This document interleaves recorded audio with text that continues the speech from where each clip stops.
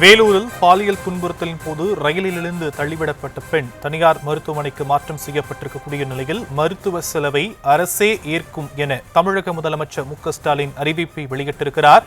வயிற்றிலிருந்த சிசு நேற்று உயிரிழந்த நிலையில் சிகிச்சைக்காக தனியார் மருத்துவமனைக்கு மாற்றப்பட்டிருக்கக்கூடிய நிலையில் முழு செலவையும் அரசே ஏற்கும் எனவும் அறிவிப்பை வெளியிட்டிருக்கக்கூடிய நிலையில் நிதி உதவியையும் தமிழக முதலமைச்சர் மு.க.ஸ்டாலின் அறிவித்திருக்கிறார். விவரங்களை நம்முடைய செய்தியாளர் பாரி கார்த்திக் வழங்கலாம். கேட்கலாம். பாரி கார்த்திக், விரிவான விவரம். வணக்கம். வேலூர் மாவட்டம் கேவி குப்பம் சீதாராமன் பேட்டை அருகே ரயில் பெட்டியிலிருந்து கீழே தள்ளிவிட்டு பலத்த காயமடைந்த கர்ப்பிணி பெண்ணின் குடும்பத்தினருக்கு முதலமைச்சர் அவர்கள் ஆறுதல் தெரிவித்திருக்கிறார். அதே போல அந்த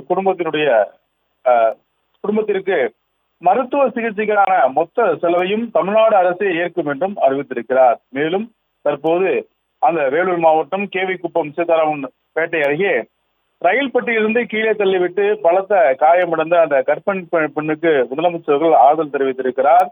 தொடர்பாக பல்வேறு விஷயங்கள் விவாதமாக வந்த நிலையில் முதலமைச்சர் அவர்கள் தற்போது அந்த பெண்ணுக்கு ஆறுதல் தெரிவித்து அந்த குடும்பத்திற்கு ஆறுதல் தெரிவித்து நிதி உதவி அளித்து அந்த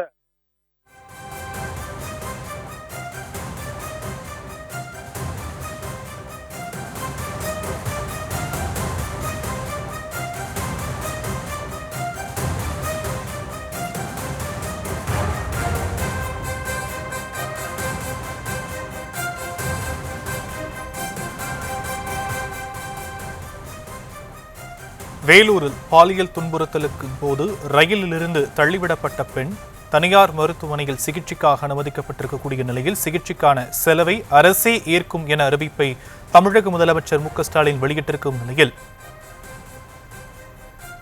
விவரங்களை பின்வரும் செய்திகளில் விரிவாக பார்க்கலாம்.